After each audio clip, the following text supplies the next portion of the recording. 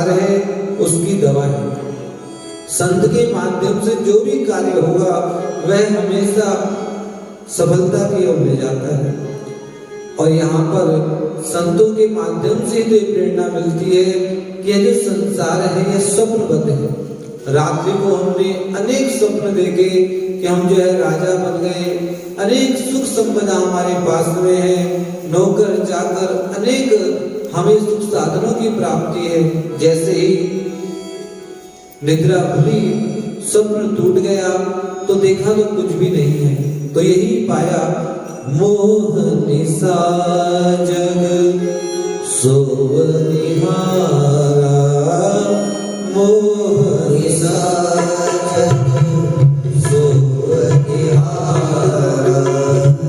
देखहि स्वप्न अनेक प्रकारा, देखहि स्वप्न अनेक प्रकारा, नर तन सब नहीं कवनियो देगी, नर तन सब नहीं कवनियो देगी, जीव चराचर जा जग देगी, जीव चराचर जा जग देगी, नहीं दरिद्र सम दुख जग माही, नहीं दरिद्र सम दुख जग माही, संत मिलन सम सुख जग माही,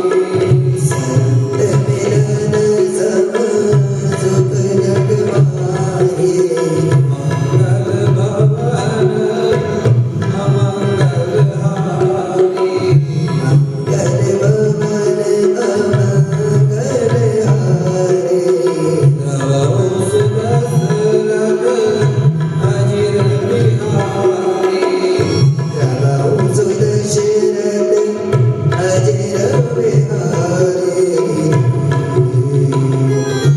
नारद जी कहते हैं कि जो संत का यदि आगमन हो जाए, जीवन में संत मिलन हो जाए तो उससे बढ़कर के सुख नहीं है। ये जो संसार है ये तो स्वप्नवत है, इसलिए इस संसार को स्वप्न की भांति छोड़ देना चाहिए। और ईश्वर जो सत्य है, केवल ईश्वर ही सत्य है, और ये जो जगत है वह झूठा है। वह परमात्मा सत्य के रूप में विराजमान है। वह सत्य कैसा है? वह आदि में भी सत्य है, मध्य में भी सत्य है और अंत में भी सत्य के रूप में विराजमान है। इसलिए ब्रह्म सत्यम जगन मिथ्या, वह ब्रह्म सत्य है और वही तो ब्रह्म निराकार और साकार होकर के गंगा जी के रूप में हमें प्राप्त हुआ है। इस प्रकार से केवल और केवल भक्ति के माध्यम से, ज्ञान वैराग्य के माध्यम से जीव अपना कल्याण कर सकता है। इस प्रकार से दक्ष के पुत्रों को जब नारद जी ने सुंदर उपदेश दिया, सभी विरक्त हो गए। यह नारद जी जिनकी बात को कोई रद्द ना करे वह नारद हैं। नारद जी जो जगत का कल्याण करने वाले हैं। इसी प्रकार से आगे वंश विस्तार हुआ और जो देवता हैं वह अदिति के पुत्र हैं।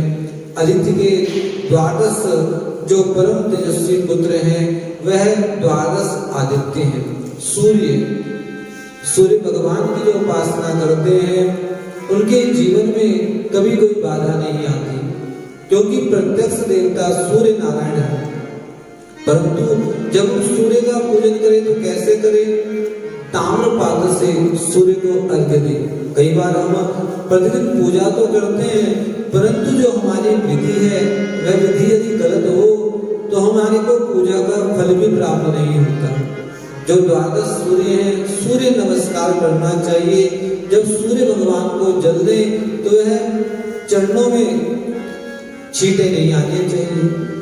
पृथ्वी पर सूर्य भगवान को जल नहीं देना चाहिए, उससे दोष लगता है।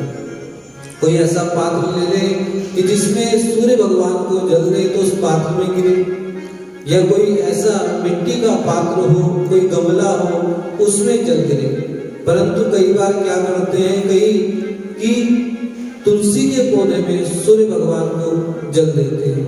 एक देवता का झूठा दूसरे देवता को नहीं दिया जाता, उसके लिए एक अलग से पात्र ले लें, कदापि ऐसा ना करें।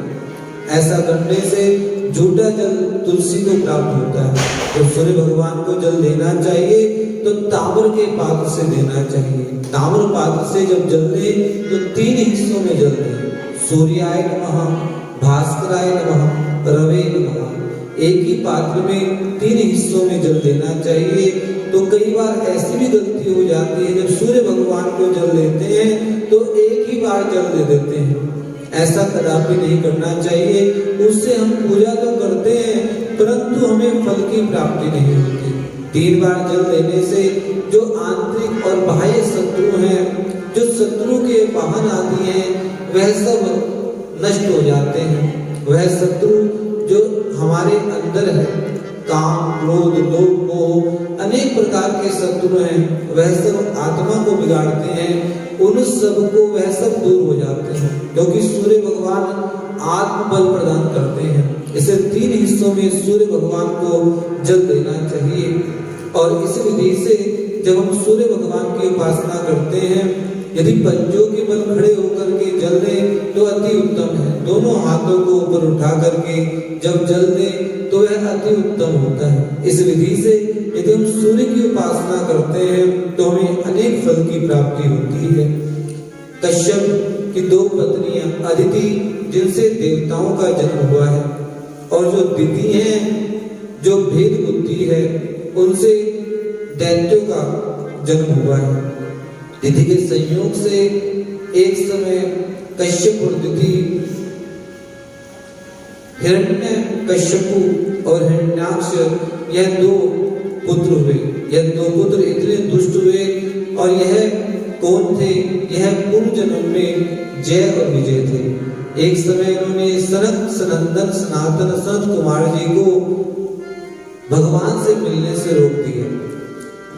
क्रोध में आकर के सनकादिक ऋषियों ने इन्हें श्राप दे दिया और यह हिरण्यकश्यपु और हिरण्याक्ष इनका जन्म हुआ। और दूसरा जन्म इनका रावण और कुंभकर्ण के, और तीसरा जो इनका जन्म हुआ दंतवक्त्र और शिशुपाल के रूप में हुआ है।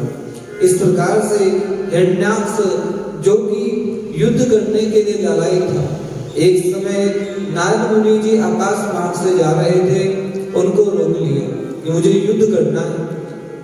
इस पर नारद जी ने कहा, मैं तो वीणा वादन करता हूँ, युद्ध कला मैं नहीं जानता, परंतु एक वराह के रूप में वह बड़ा ही शक्तिशाली है, उससे युद्ध करना, और युद्ध करने से तुम्हारे जो मन में भाव है कि मुझे अपने जैसा योद्धा चाहिए, तो एक योद्धा वही है इस पृथ्वी पर, और वह पृथ्वी को लेकर के आ रहा है।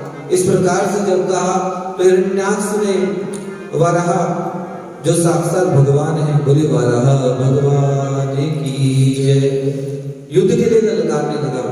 जब युद्ध के लिए ललकारने लगा, बड़ा भारी युद्ध हुआ और भगवान ने हिरण्याक्ष का उद्धार कर दिया। हिरण्याक्ष का जब उद्धार किया तो भगवान के हृदय से क्षिप्रा नाम की नदी का प्रादुर्भाव हुआ। बोले क्षिप्रा मैया की जय। और ये जो क्षिप्रा नदी है, यह सनातन नदी है, भगवान के हृदय से इनका उद्गम हुआ है। और यह कहाँ है? अवंतिकापुरी, जो वर्तमान में उज्जैन कहा जाता है, उस स्थान पर यह पवित्र नदी क्षिप्रा नदी है, जहाँ पर महाकुंभ का पर्व भी धूमधाम से मनाया जाता है।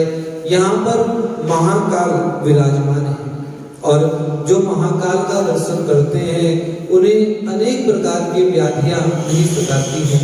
और ये जो क्षिप्रा नदी है, भगवान के हृदय से इनका प्राकट्य हुआ है, और भगवान के जो रोम है, उस रोम से पवित्र